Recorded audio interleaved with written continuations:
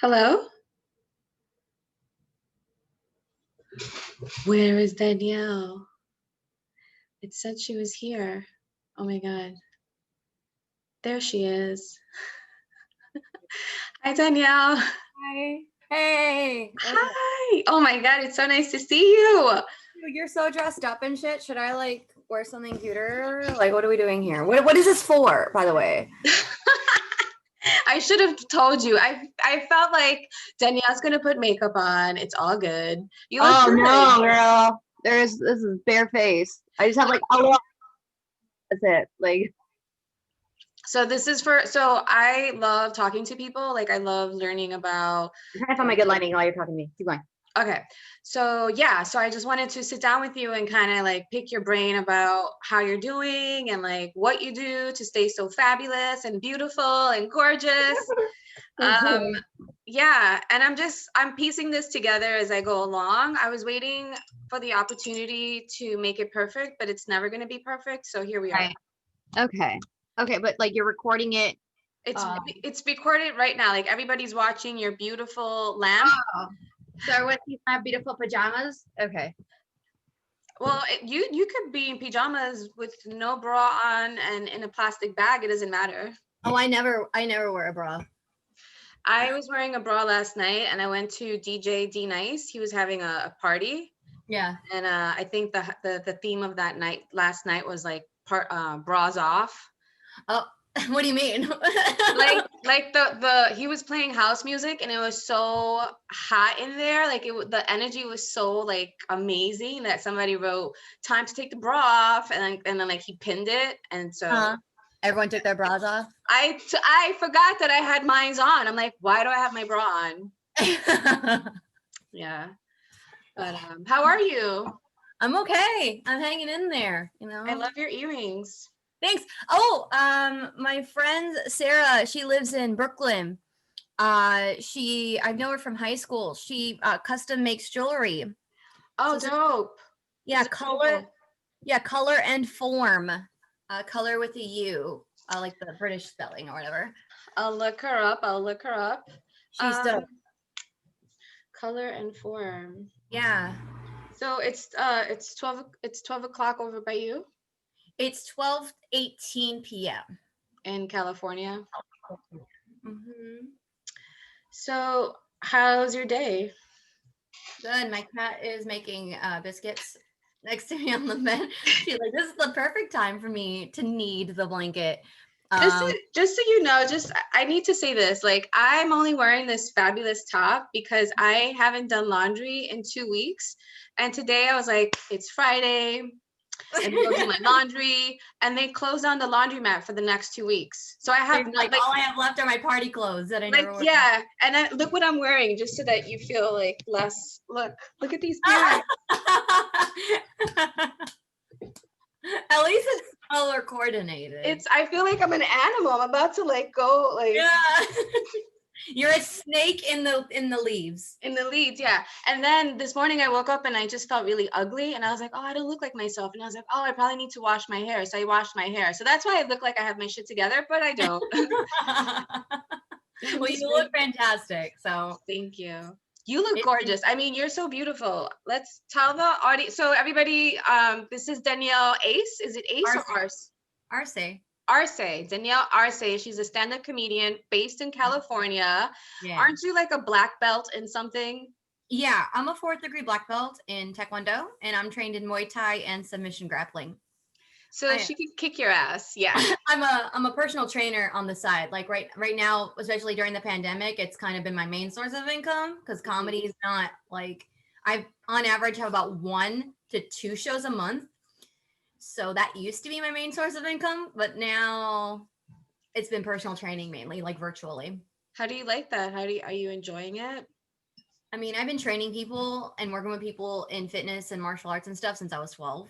So it's like, it's something I'm good at, and I do enjoy it for the fact that I'm helping people. Yeah. But it's not like my biggest passion, because comedy is my biggest passion, but it's like, if comedy ceased to exist forever and ever and ever, that would be the next thing I would love to keep doing. Right. That's so cool. to avoid a regular job, then I would be somewhat fulfilled doing fitness, but nothing like comedy. Yeah. How many clients do you have now? Like, where can people find you if they wanted to, like, what kind of training do you do for people? Like, is it to lose weight, to like to kick ass? Like everything. Especially right now and during the pandemic, I think it's like super important to keep our immune systems boosted. And it's, especially here in California. Yeah. I'm drinking my green tea, my matcha green tea. So yesterday I had my yerba mate tea, but today I'm having coffee. But my coffee has really healthy stuff in it. So I'll explain. But what is it? So the gyms in California have, closed down. And then even when they are open, so I know my friends in New York are going and working out at the gym, but you have to wear like a mask. So it's tough, especially if you want to do a lot of cardio or anything like that. Because I experienced that when the gyms were open. I'm a gym rat. I was like, they're open, I'm in. But it's hard. And so, wow, with virtual training, you train from the comfort of your own home, and you keep your immune system boosted, so you're not just sitting at home. Because it's like, I've noticed that if I don't exercise at all, because I'm not really doing anything else, I'm literally waking up, sitting in my bed, laying down on the couch. Yeah. I may stand up to cook, and then I go back to sitting on the couch. There's not much movement. So, and then not only that, but like, we're not going outside. There's no sunshine. So wait, why are you guys not going outside? Well, we're stay-at-home order. Oh, like you guys can't even go out for a walk? I know in LA you can't. Really? Yeah, you'll get in trouble. Because I know that with New York, when we had the stay-at-home lockdown, like I think at some point people were encouraging you to like go walk what if you have to walk your dog though? I don't know. I think I don't know. I just know in LA you can't do that. I mean, I don't have a dog, so I don't have to walk it. That's something I look into. Yeah. I mean, I have like almost stepchildren, and they stay here with us about 2 to 3 days out of the week.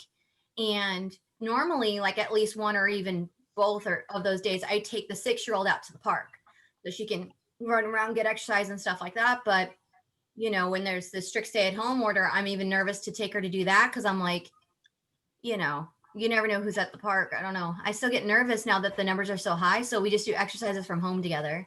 She likes it.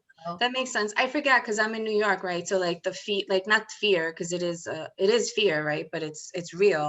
Like I forget how that affects your mind and your spirit and stuff. So how long have you guys been on lockdown?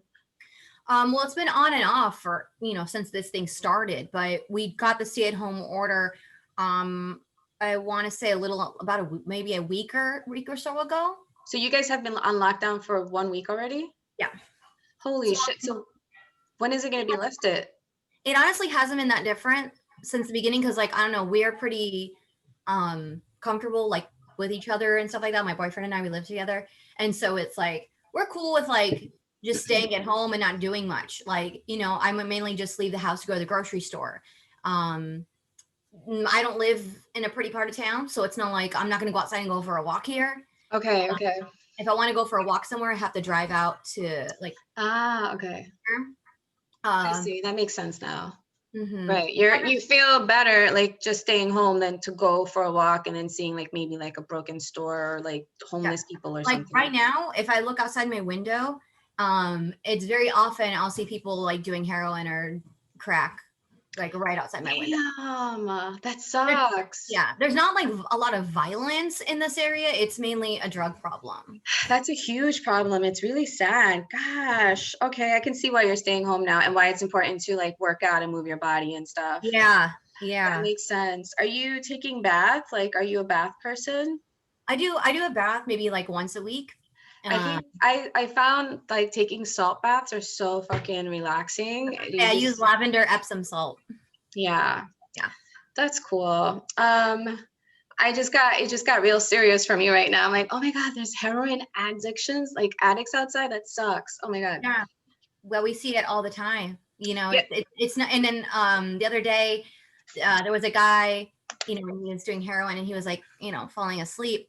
And then a kid comes from around the corner, like a little kid. He must have been like 7, maybe 8. And he was like, "Are you done?" Wow. Oh no, that's his son. Oh no. It's pretty sad. Yeah. Yeah. So when people live in nice neighborhoods and they don't see this stuff, it's real. Well, I live in a nice neighborhood, and I here in New York, and I went for a walk, and there was a homeless woman talking to herself, shouting at herself, and I made a mental note that even in New York, like New York doesn't let you forget that there's shit happening, like it doesn't let you forget that there's homeless people, that there's people that are hungry, that there are people that are having drug issues. Yeah, so yeah, it's always like a bummer, but like I just always say a prayer for them. Because it's just like, what else can you do, you know? Yeah, exactly. You can't, and when it's that so far out of your control, you know, you can't. Yeah. Oh my gosh. So speaking of prayer, one of the questions that I've been asking the people that I've been fortunate enough to interview is like, what is your prayer? Like, what's your spiritual practice like? Do you have a spiritual practice? Do you believe in religion? Like, what's your story? Well, I mean, I grew up Catholic, but I think at pretty early age, I was pretty keen on, because I don't want to dog on religion, and I don't want this to be taken that way when I say this, but I was pretty keen to bullshit when it came to people pushing religious beliefs or things like that. Like, for instance, like I knew Santa wasn't real when I was maybe 5 or 6. I just, you know what I mean? Like I was keen on but I didn't tell anybody, and I was like, yeah, you sent a gifts. That's great. You know, like, thanks, mom. You know, but you know, it's just, I was pretty keen on that stuff. And so I think it was maybe when I was like 10 or 11, and I was like, I don't believe in like more than half of this stuff that they're pushing on us. And a lot of this seems really far-fetched. How were you so the Santa Claus thing I kind of get, because parents get a little sloppy sometimes, but like the religion part, like how did you know there was something like that just didn't sound or feel right? The whole story sounded far-fetched. Well, the reason why I compare it to Santa Claus, because it sounded almost like the story it was as real as the story of Santa Claus to me, where, you know, the Virgin Mary and all this stuff. And while I believe that it's a beautiful story, I don't want to be the person that's like, oh, that's definitely real without beyond reasonable doubt, because there isn't a proof. What's so nice about the Mary Magdalene story is like you can get pregnant without having to have sex. Like no, I don't think that's no, I think it's it's like, if it was a movie, it would be like crazy and beautiful, because it's like, oh, she gave birth to the Son of God or whatever. Right. You know what I mean? Like that's a beautiful story. But you know, if there really was this woman that actually existed and this actually happened, you know, I don't know. To me, it's a little strange, and there's just a lot more elements too. Yeah. But I definitely believe that there's a lot of good morals from religion, and things like that. There's a lot of good stories in the Bible and stuff. But I think when I was like a teenager, I started to be like, fuck religion. Like that's how I was. I was almost atheist at one point. And then is it because you wanted to have sex and you knew like religion was like, don't? No, actually, I was like so afraid of my father that like anytime I had a boyfriend, and I was like, we need to be together for a long time before any of that happens, because my dad will kill me. So yeah. Okay. So you were okay. Yeah.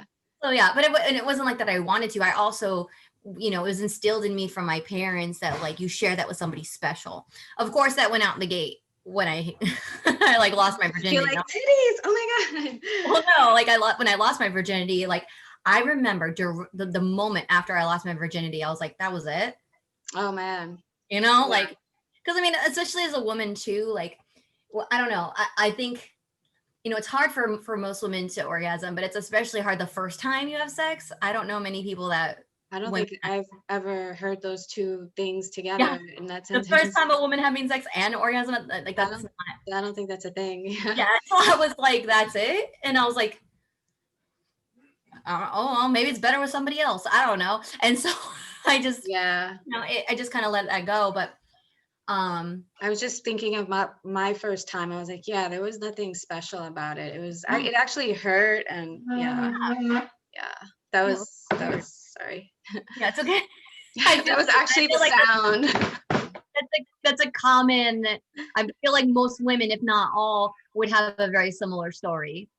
Yeah, the only reason why I made the joke about like, Did you hate religion because it oppressed you from having sex? Is because a lot of the times I find people that are atheists, so that they don't believe, like they just don't want to feel guilt. Like they're just so sick of the shame and the guilt. They're like, oh, they're done with it. Yeah, I didn't necessarily feel that. I definitely, what's it called? I definitely just didn't believe a lot of the stuff. I was like, this, like I mentioned before, like it just, a lot of the stories seemed far-fetched, and that's what kind of detached me from it.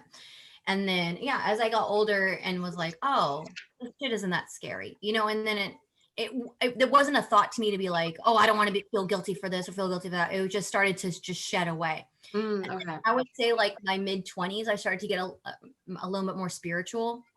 And then I started to like dive into like spirituality, things like that. And then meditation and just learning about how everything is connected, how powerful your brain is and stuff like that. And then just slowly kind of started diving into that. And so, there are moments that like I tend to forget, and I'll be detached from that for a minute and be like, oh my God, no wonder things are feeling wonky. I've been neglecting that side of me. So your spiritual practice. Yeah.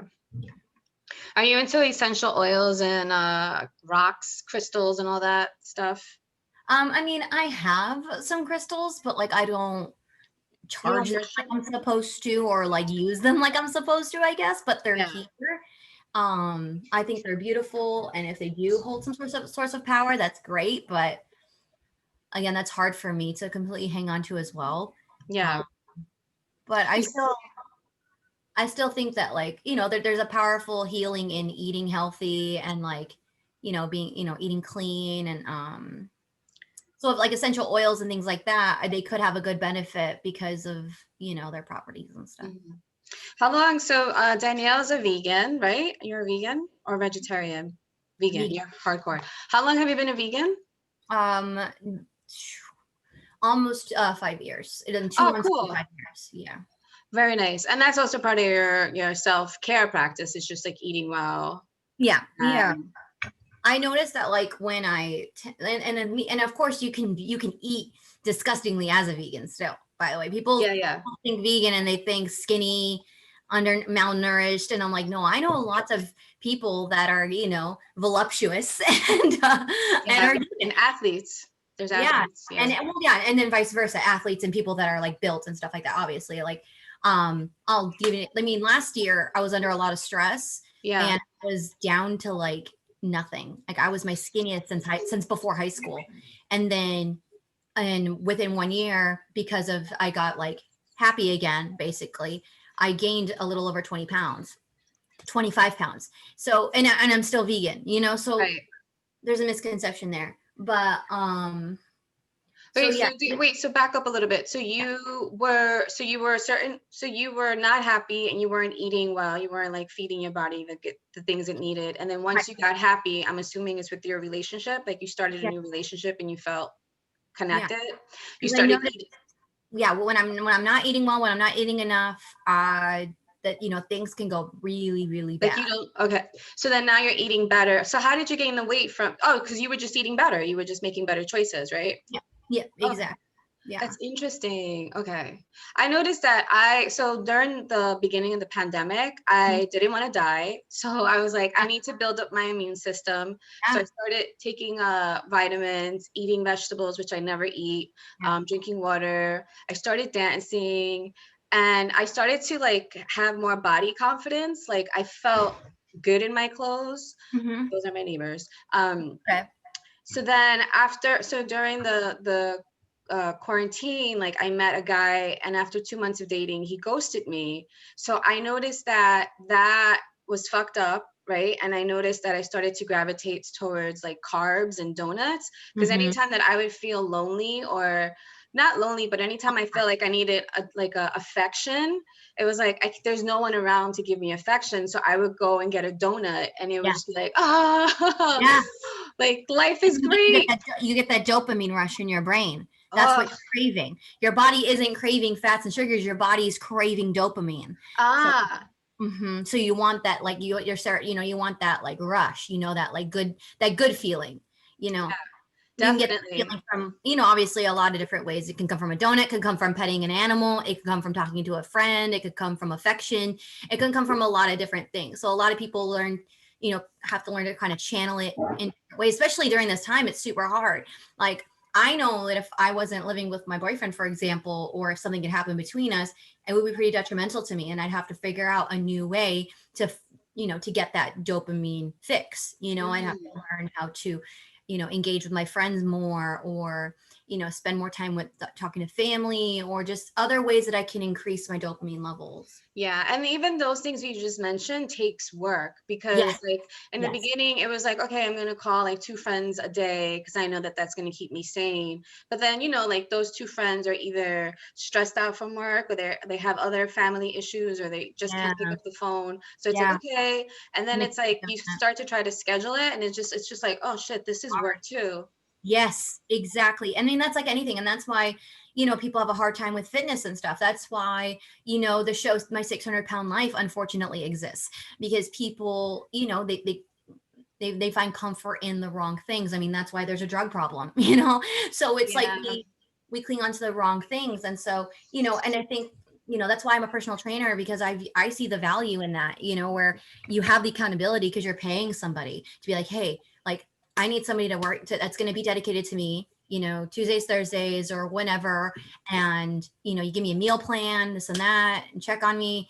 Like, that's why I do what I do on the side, because that's something that people especially need right now.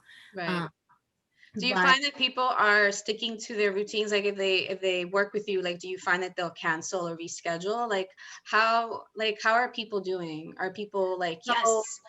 I've had a consistent client since I lived in Japan, since 2016. Wow. Just a real quick for everyone, like I met Danielle in Japan, which was performing stand-up. So that was really freaking Yeah, cool. we were doing stand up on the same show. I remember we were like, oh, we got this girl visiting from New York. She's headlining tonight. And I was like, okay, dope. And then I saw you and I was like, okay, she seems amazing. We need to be friends like now. Dude, I still remember I was so fucking, what's the word? The time difference. Like I had that. Jet lagged. Was that jet lag when the time is, because I think I prepared for jet lag, but I didn't prepare to be in the future. Oh, it was like reverse jet lag. It was, yeah, I felt like I Yeah. was drowning. So yeah, to do that show that night was just like, oh my God, it was weird. Oh my God, do you miss Japan? I do. I miss Japan a lot. I if I have the choice, I would visit there at least once a year. Honestly, I would stay there for at least a month and then come back home. Like that would be the dream, is to be like, I'm gonna go to Japan for a month. I'll be back, y'all. How long is the flight from California to Japan? God, I don't remember. I think it was like 9 hours or so. Okay, that's pretty good. I think. I know that going one way is faster than the other because of the way the winds blow or some shit. Yeah. I think from New York it's 12 hours, and from here, from New York to Italy is like 8 hours. So for it to be 8 hours, it's pretty decent. That's the average, I think, time. Yeah. Oh my God. How long did you live in Japan? I know you were talking about something before and I completely forgot what that was. Okay, so we were talking about my client. So it was basically, I've had the same client. One client has been on and off with me since 2016. Since Japan, okay. Since Japan. So like she's amazing. She's an engineer, for example. So she has a really busy work schedule. So she doesn't like remember to exercise and things like that. So she'll go through bouts where like she's killing it, and then she's like, okay, I think I can go a month or so, and then she'll come back and be like, no, we gotta start back up again. And now since I don't know, maybe about a year or two ago, she's like, hey, I think I'm gonna be with you consistently for the unforeseeable future. We're just going to keep going. And she's been nonstop for like the past 2 years, every week. And then her husband, I train her husband as well. So they've been consistent. So I think that they haven't like rescheduled or canceled. And that's been a nice thing. And then this year, I mean, most of the time when I train people in LA, they flake. And that was before the pandemic. It's the worst. I was ready to give up personal training altogether, because I was like, people will be like, yeah, okay, I'll do, it's a free consultation. All you have to do is sit down with me for 20 to 30 minutes maximum. Like usually it's 20 minutes. Grab a coffee. We talk about what you need. I talk about what I offer, and then we go from there. And people couldn't even do that. And so I was like frustrated as all hell. Do you think it's because it was free? Because sometimes people, like, if you say free, like, they don't place the value on it as much. No, I think they value Pretending. their time differently. Because it's like if you do want personal training, you are serious about it, then it's like, yeah, I'm gonna sit down with this person and I'm gonna tell her what I want, you know. I don't, and so it's like, to me, that was a test, because in Japan, I never had that issue. Mm-hmm. Every person that said they wanted a consultation came and met with me. We sat down, we talked. Whether they signed with me or not, they sat down and talked with me, you know? I feel like Japan is such a different animal, though. I feel like I remember when I came back from Japan, I think, it was like the 12-hour flight back, and I was exhausted, but I had work the next day and my nails were like ragged. And because I work in an office, 9 to 5 sometimes, or I do. And so my nails were ragged, and I was like, I fucking forced myself to go get a manicure, because in my head, I thought, if I, like, in Japan, I feel like people are very disciplined. Like, Yes.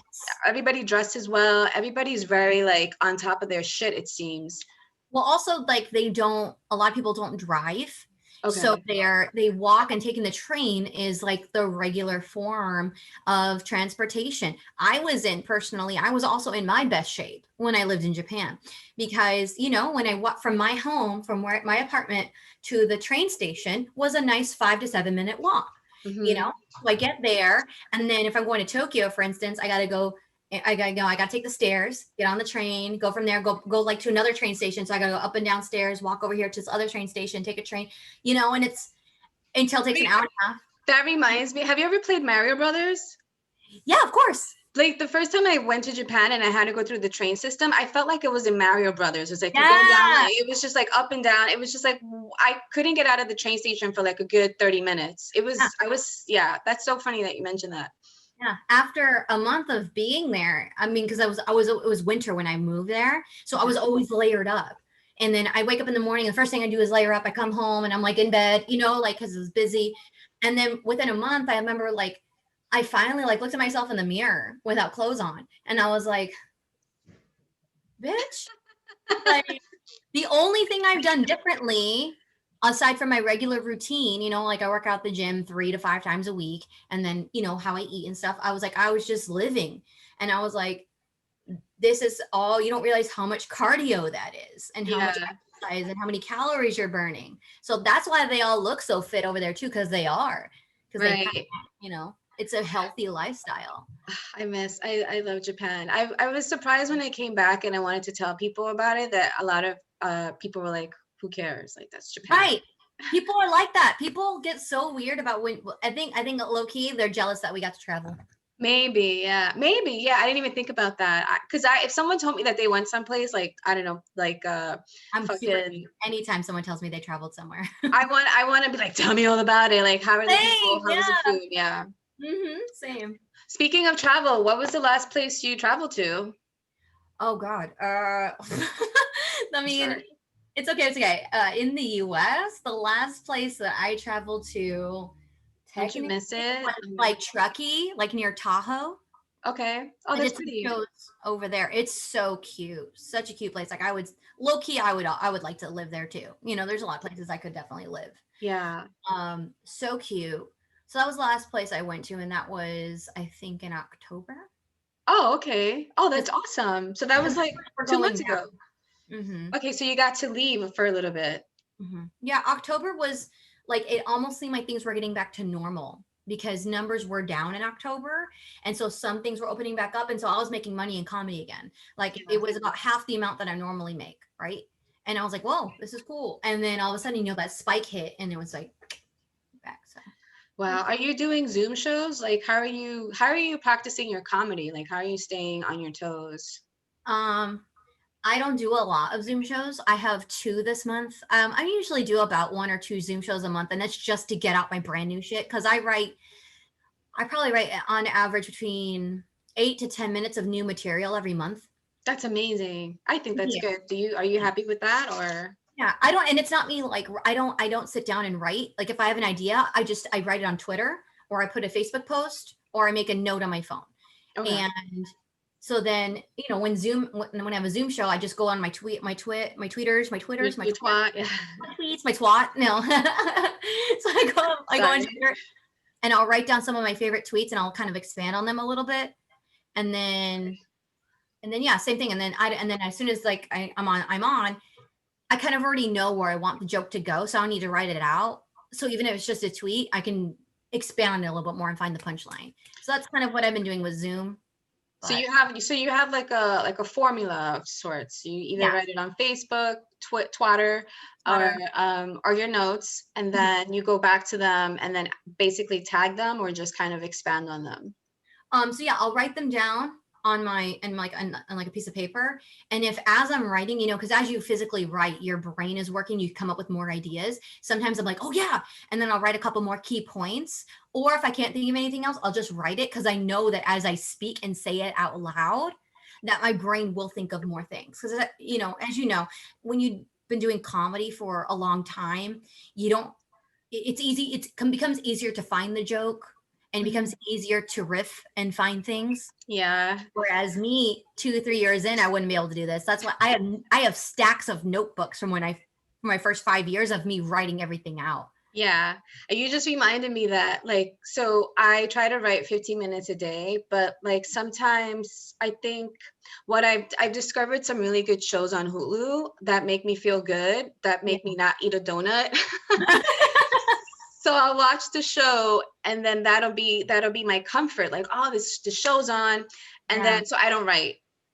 So you just reminded me because it's true, when you write the very next day, when you sit down to write, everything kind of just floods in even faster. And I feel like the brain just knows, okay, it's time to create.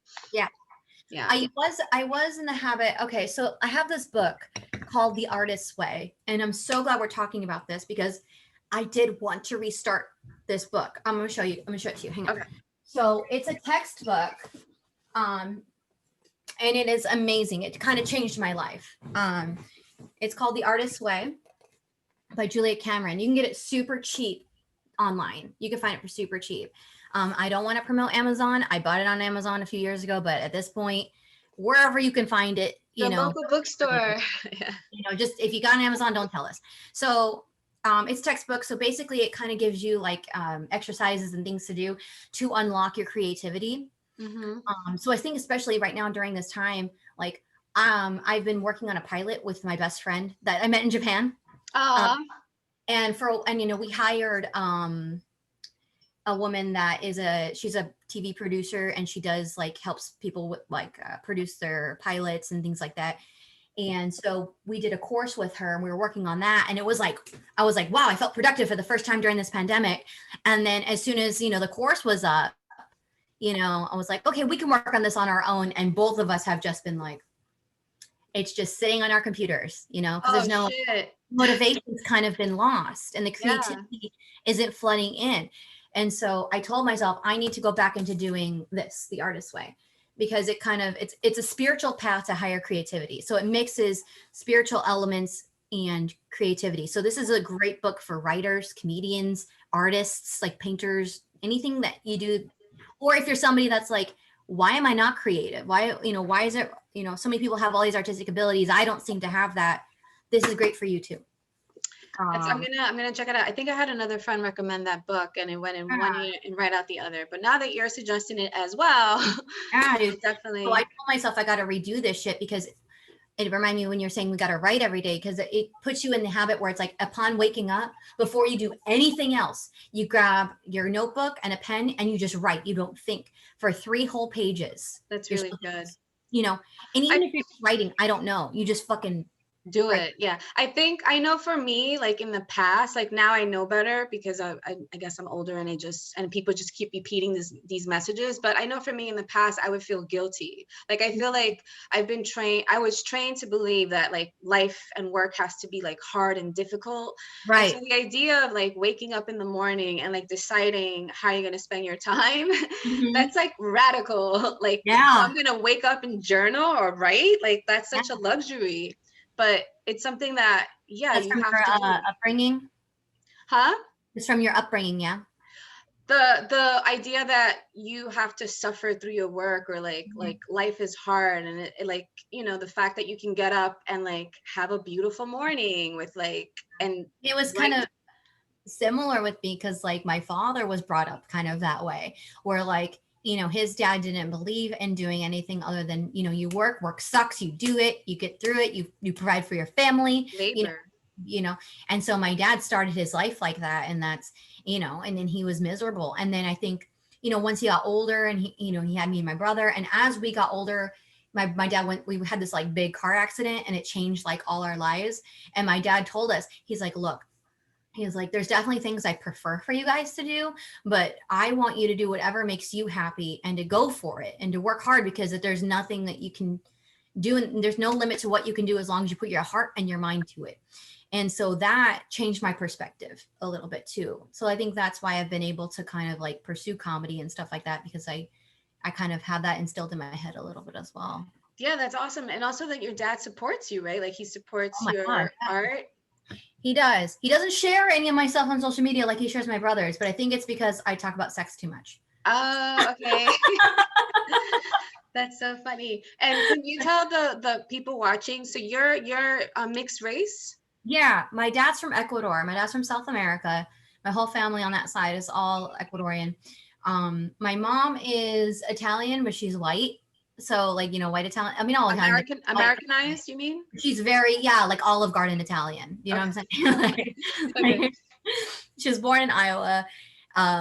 You know, so that's my other half. Are you so you're familiar with Iowa? You've been to Iowa? No, my mom was there until she was 7 and they moved to Arizona. So you haven't been to Iowa yet? Never in my life. I don't care. Do you have plans to go there? Only if I do comedy, but I don't care. I'm only asking because I just met someone from Iowa. I was like, really? I don't ever met anyone from Iowa. And so now I'm like, wait, your mom's from Iowa. Okay. Yeah, but she only lived there for 7 years and then they moved to Arizona. So. And so you have a brother. Is he younger or older? I forget. He's 3 years younger and he's a professional parkour athlete. And how proud of your brother are you? Extremely. He's been on television twice in this last 2020 has been good to him, which is good.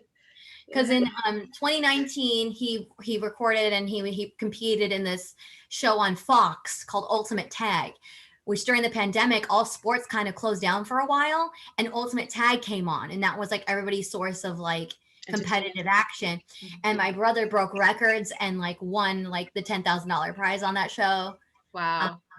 And then now he's on ESPN doing national, it's like this ultimate chase tag. Wow. It's now like a sport on ESPN, and he's been on there regularly, like killing. Wow. So is your brother in California? He's a vagabond man. He never lives in one place for too long because he's always traveling for what he does. Yeah. Right now during the pandemic, he's staying with family in Arizona because, you know, he's working remotely or he's being sent out to places. So he can work. He's like, I don't feel the need to pay rent and be somewhere specific right now. Yeah. You know. That's so cool. And like, that's so awesome that what's cool about it is that like, that's an example of like a dad telling his children, like, do it with your heart, do it with your mind. And then like, that's what happens. Like you guys flourish and you guys are able to like play in life, you know, like.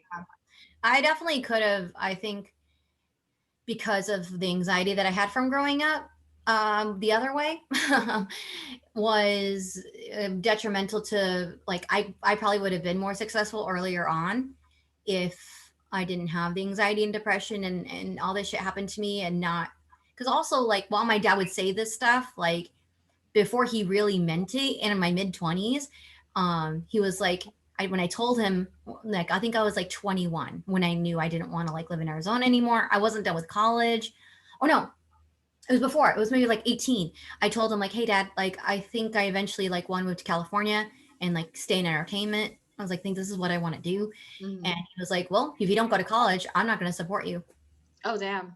So damn. This was before he told you to like live from your heart and your mind and like follow your dreams? No, he would say that stuff before, but then but when it was time to like back it up, he was back. Like his habit was kind of like, what are you, nuts? It was, yeah. But then as soon as like once I really got into stand-up, like in my late 20s, then he became super supportive. Was like, okay, yeah, this is your path or whatever, you know, and then became more supportive and like would come to shows and stuff. But you know, it's like, it's until you show that you're serious about it, then I feel like that's with everybody. Like, I feel like that's life. Like, you could tell someone like you're an artist or you're a writer or you're whatever you want to call yourself, and no one really will take you seriously until they see that you're living that life or you're being that person. yeah, I for sure. find. Yeah. Yeah. Like, I didn't tell anyone I was a stand-up comedian for a really long time. Like, the people that I grew up with or the friends that I had close, I just did it on my own. And once it was in my bones that I was a stand-up, you know, like going to the open mics and traveling for comedy. Right. Then when people knew about it, and then they would have their judgments or their doubts or whatever questions they had, that I was thinking to myself, like, I'm glad that I didn't tell them or share this with them at that earlier time, because those questions would have thrown me off. Yeah. You know? Yeah, I get you. A lot of people like to ask comedians like how much they make for some reason. Oh, I know. Oh my God. I'm like, unless you're like Bill Burr or Russell Peters or Gabriel Iglesias, we're not making much, you know? Yeah. I mean, the potential is there though. I think that's what's exciting. It's like anything, like your video can go viral or you can get a contract. Yeah. Oh yeah, definitely. And sometimes it can be the dumbest thing that goes viral. Like during this pandemic, for instance, like the beginning of the pandemic, my boyfriend like was making like stupid memes here and there. Yeah. And he made one and I was like, you should post it. That's silly. And he posted it and it went fucking viral. And it's like, we worked so hard to make sketches and do all this shit where we put our heart and soul into it. But then he does this one thing where we're like, yeah, go ahead. And then it fucking gets shared on all these different websites and stuff like that. And we're like, okay. You never know. Yeah. How long did that high last? It was honestly like a few days to a week. That's pretty good.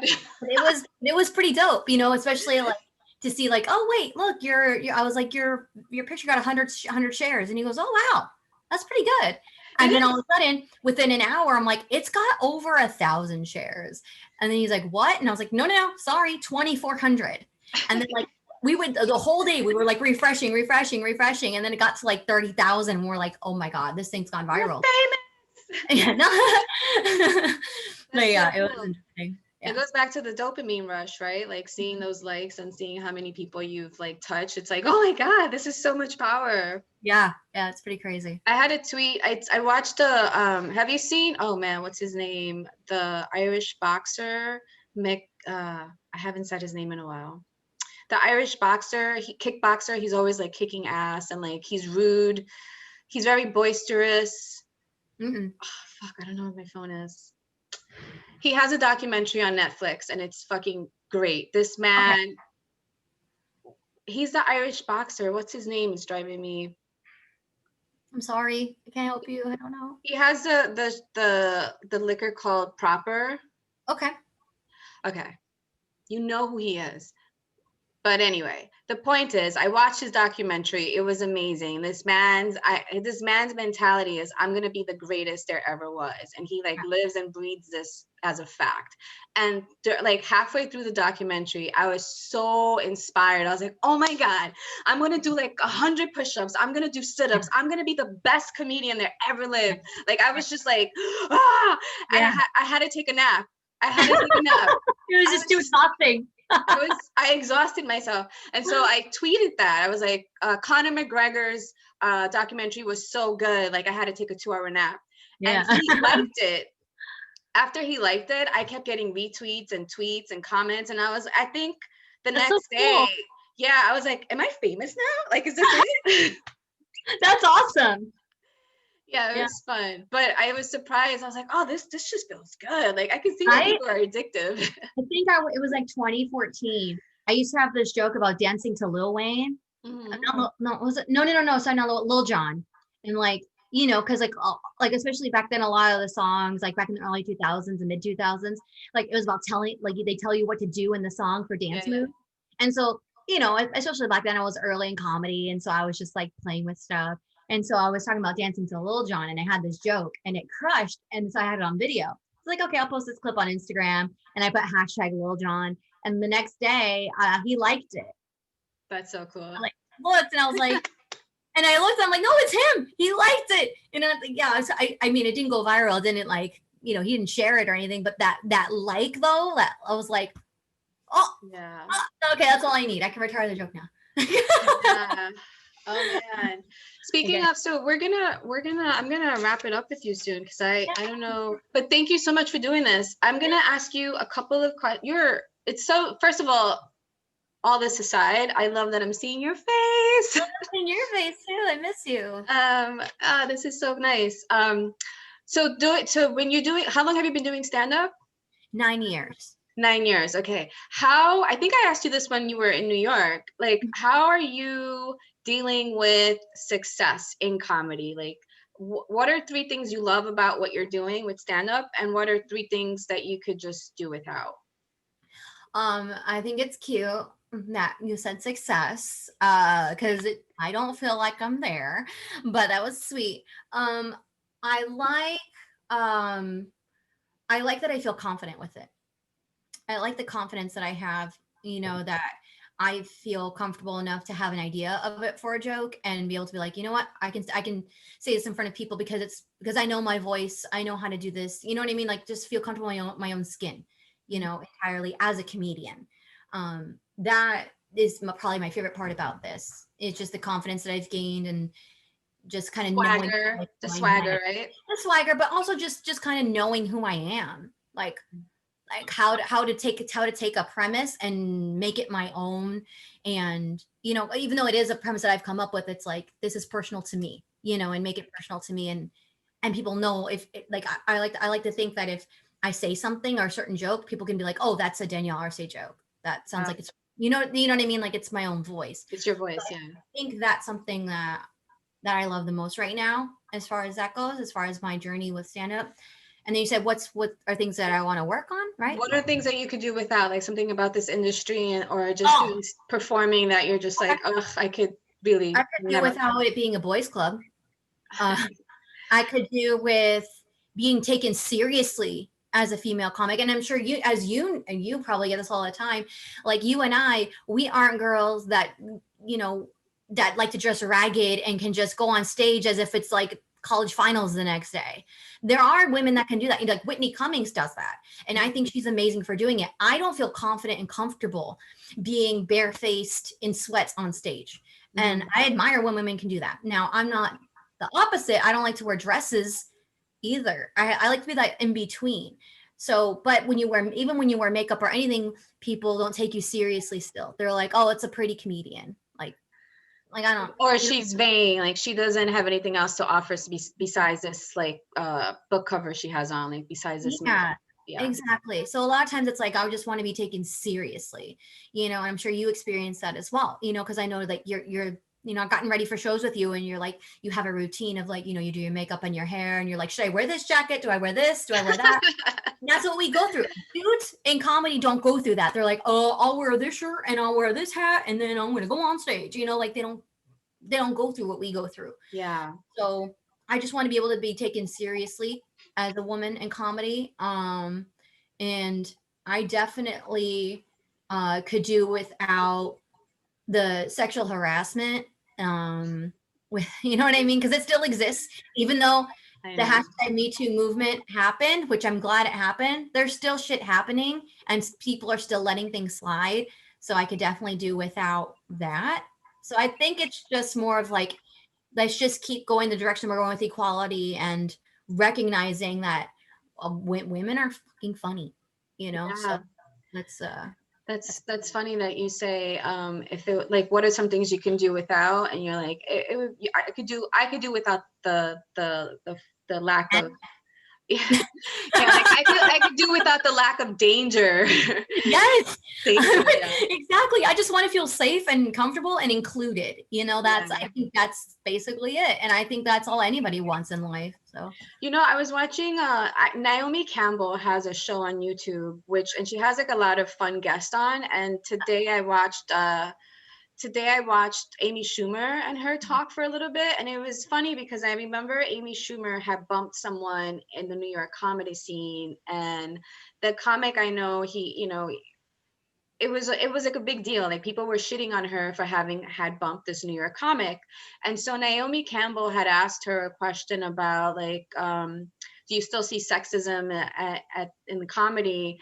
And she pointed to, actually, I don't even think she asked her that. I think she asked her that some other time, but follow me here.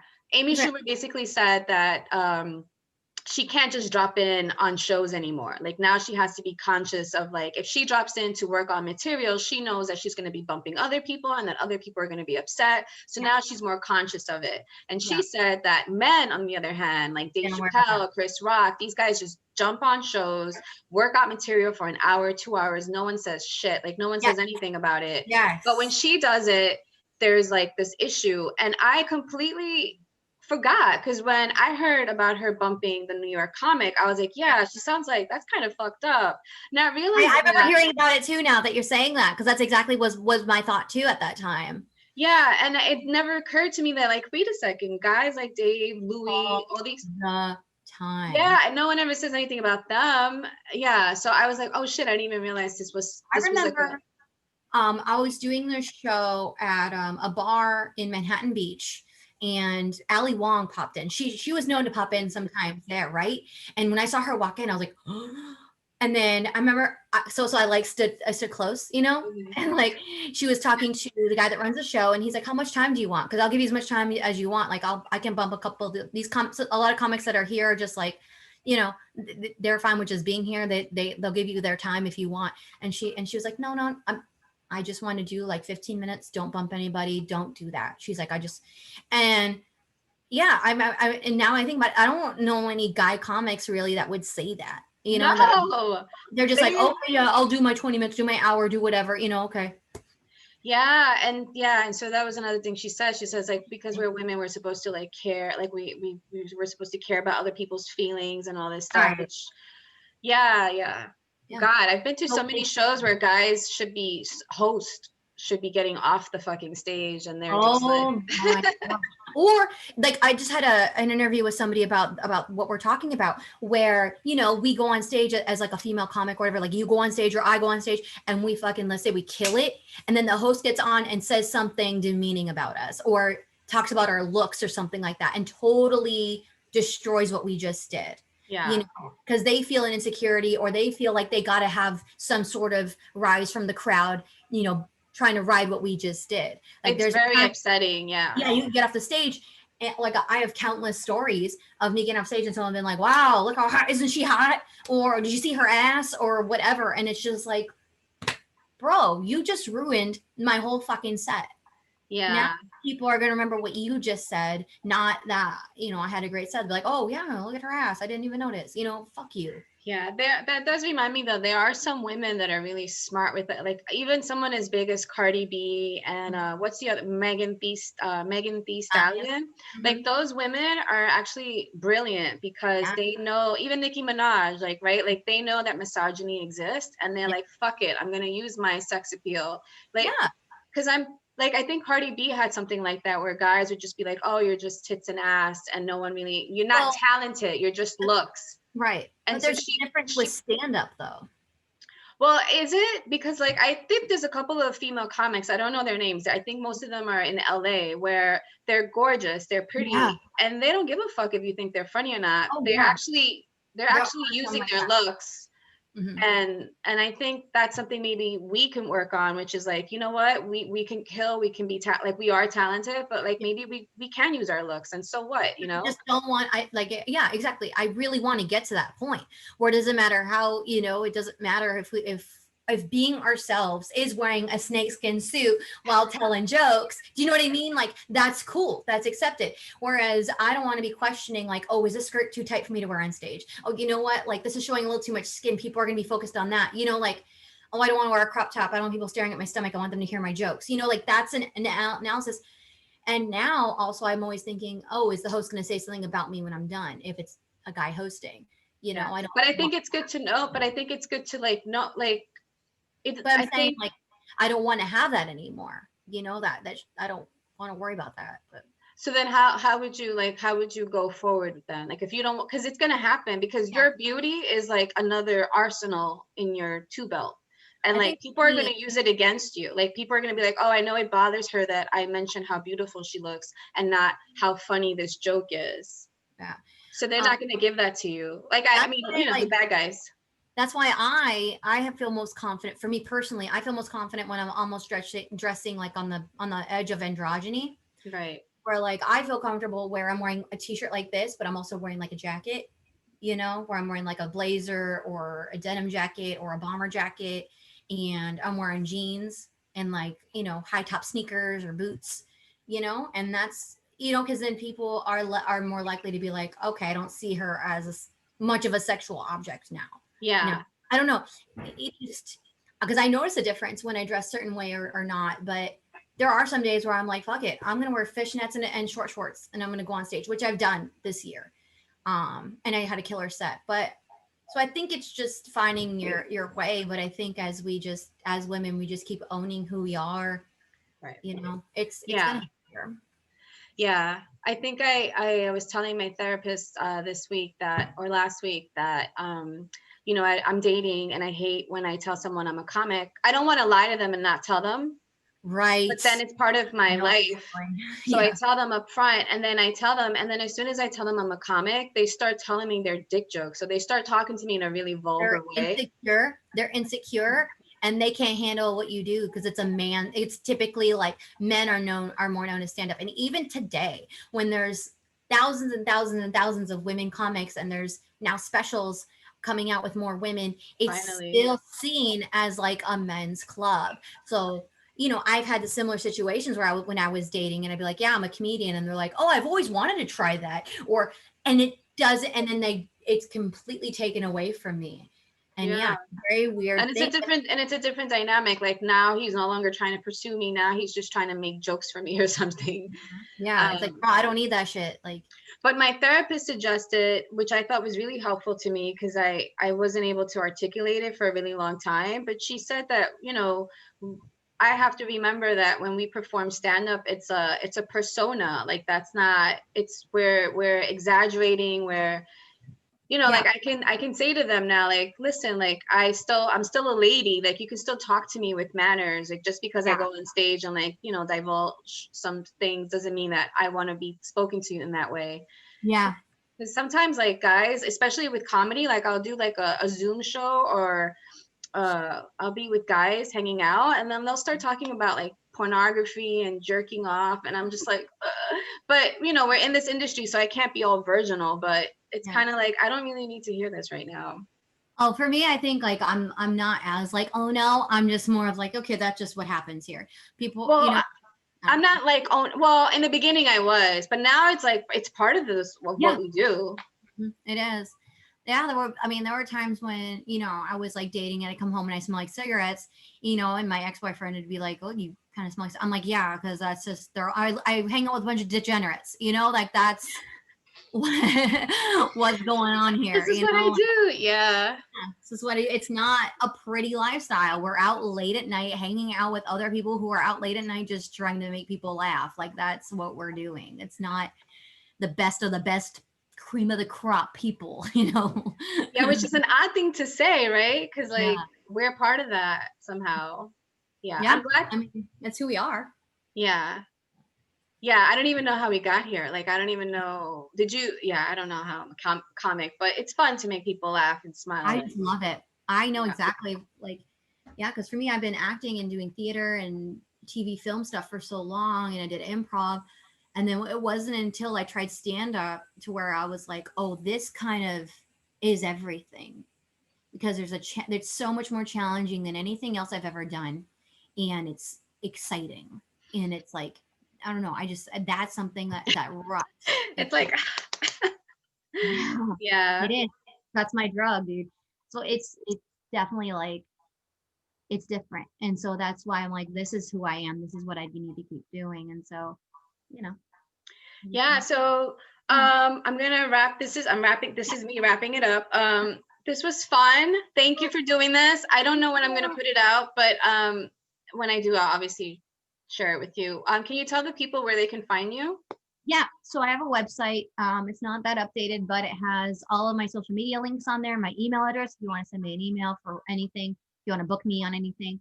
And it has a couple of video clips as well, so you can see some of my work. It's DanielleArce.com. You can find me if you just want to go to Instagram, it's Danielle Arce Comedy. You'll find me on Twitter at Danielle Arce. So if you want to find me anywhere else, just go to my website and everything's there.